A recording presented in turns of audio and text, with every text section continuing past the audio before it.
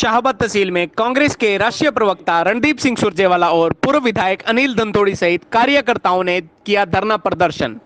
जी हां, आपको बता दें कि हरियाणा सरकार के किसानों को धान न लगाने के फैसले को लेकर धरना प्रदर्शन किया। रणदीप सिंह सुरजेवाला ने कहा कि खट्टर सरकार आए दिन उत्तरी हरियाणा, खासतौर पर कुरुक्षेत्र कैथल जिले के किसानों से दुश्मनी निकाल रही है। आए दिन किसानों को नए नए घाव देने का काम खट्टर सरकार की आदत बन गई है।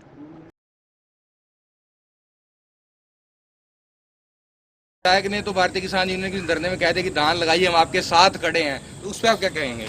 आप विधायक जी से जाकर के पूछिए कि आप सरकार, मौजूदा सरकार में अब जजपा जो है साथी है और सरकार में है, वो कब उन्होंने किसानों के लिए कोई धरना या प्रदर्शन किया? बताइए।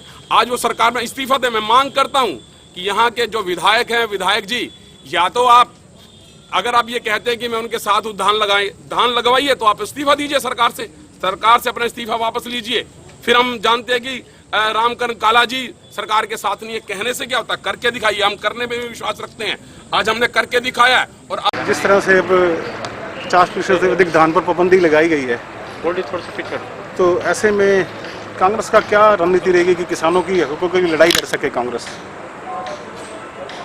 उत्तरी हरियाणा, खास तौर से कुरुक्षेत्र, शाहबाद, बबैन, पीपली, सीवन, गुलाचीका, पुंडरी, यहाँ के किसानों से दुश्मनी निकाल रही है भारतीय जनता पार्टी और जजपा सरकार।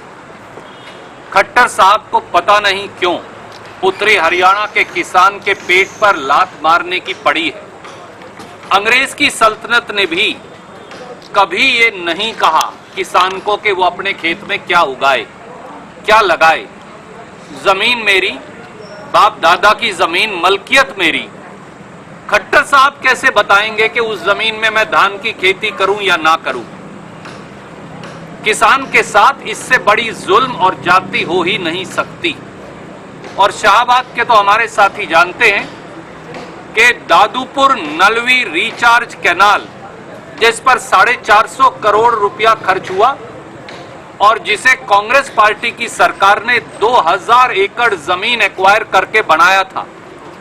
ये पहले मुख्यमंत्री हैं हरियाणा के इतिहास में 53 साल में जिन्होंने बनी हुई भूजल सिंचित करने और भूजल ऊपर उठाने वाली रिचार्ज दादूपुर नलवी कैनाल को पहले बंद कर उसको भरने का आदेश दिया। और उसके बाद अब कुरुक्षेत्र और कैथल के किसान को ये कह रहे हैं कि तुम अपनी मलकियत की जमीन के अंदर आप धान की खेती नहीं कर सकते।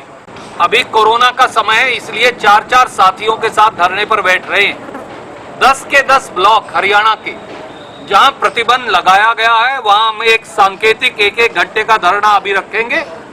और जैसे ही कोरोना का प्रकोप खत्म हो जाएगा, तो फिर बड़ा कार्यक्रम किसानों को लाकर करेंगे।